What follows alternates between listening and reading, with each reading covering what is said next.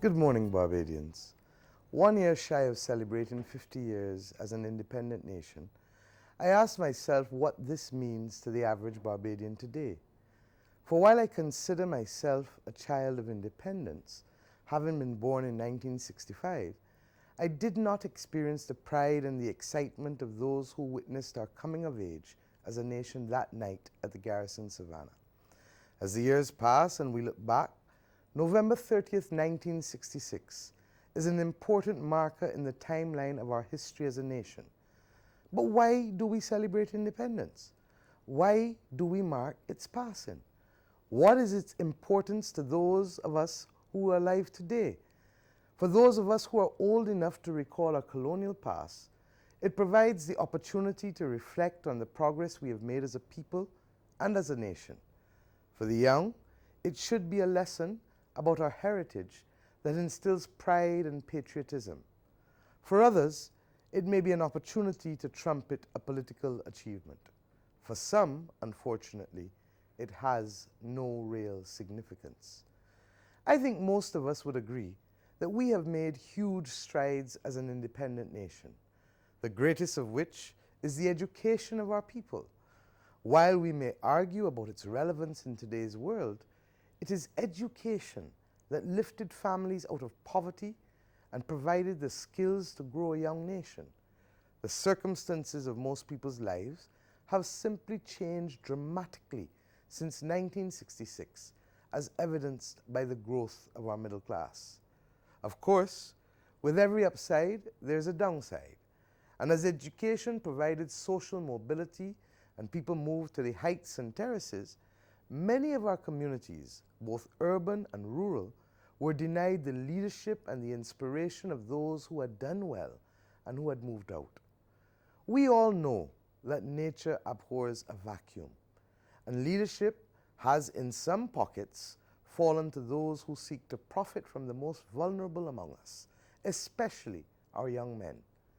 While it may sound simple, this fundamental change in community life has occasioned an unaccustomed level of violence, which we see played out in the nightly news and in our courts every day. In many ways, these social changes are impeding the growth and the maturing of our nation and have resulted in the loss of that traditional Barbadian spirit of sharing, being our neighbor's keeper, bringing each other along, being kind and polite, loving and valuing life. Thousands of Barbadians who still live in established rural and urban settlements continue to do well and progress, but there will be no easy solution to the undesirable social changes we see all around us unless we recognize this primary difference in the equation, and each of us plays our part to build an inclusive society that brings a growing number of our alienated fellow citizens back into the mainstream life of Barbados. We all have a stake in ensuring the success of those with whom we share what is truly just a small land area. Whether you're an employer, an employee, a neighbor, a family member, a friend, everyone, each of us, has a role to play. And while our recent economic fortunes have by all measurements continued to take a turn for the worse, this is not an excuse for a free-for-all. The effort of every man and woman, young and old, rich and poor, is needed now more than ever to restore the Barbadian ethos of pride and industry. Innovation and enterprise has to be a priority of every citizen. Sound management must also be the guiding principle of each government, this one and any future one. There is simply no room for the mediocrity that has gotten us to this point. Wealth must be the reward of hard work, not favoritism, exploitation, or corruption. We have a proud history of national and individual success, and we must draw on real-life examples to remember that life as we know it now is not what we should be aspiring to. Not so long ago, Barbados was the #1 developing country in the world. There is nothing stopping us from retaking that top spot if we have confidence in ourselves that we can do it. And when we retake that top spot, move into the next level.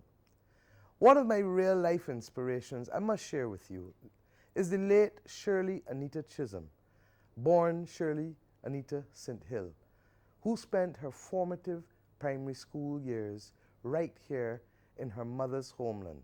Indeed, she lived with her grandmother in Vauxhall. Shirley Chisholm, in my view, embodies the epitome of a fearless, independent Barbadian woman who sees the opportunity provided by education to cement her place in American political history as the first African-American woman ever to be elected to Congress in 1968. Not content with the status quo, she sought the Democratic nomination for the presidential race of 1972 with a slogan that I adopted on my entry into public life: unbought and unbossed. Of her historic campaign, she said this, and I quote, "I ran because somebody had to do it first. I ran because most people thought the country was not ready for a black candidate, not ready for a woman candidate. Someday, it was time in 1972 to make that someday come." Her message was simple but powerful. Exercise the full measure of your citizenship and vote.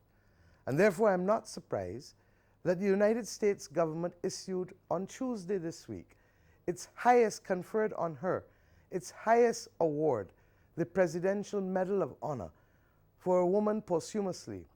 And we in Barbados should take absolute pride in her example and seek to remind our citizens of what we are capable of, whether on this 166 square miles or wherever we may go.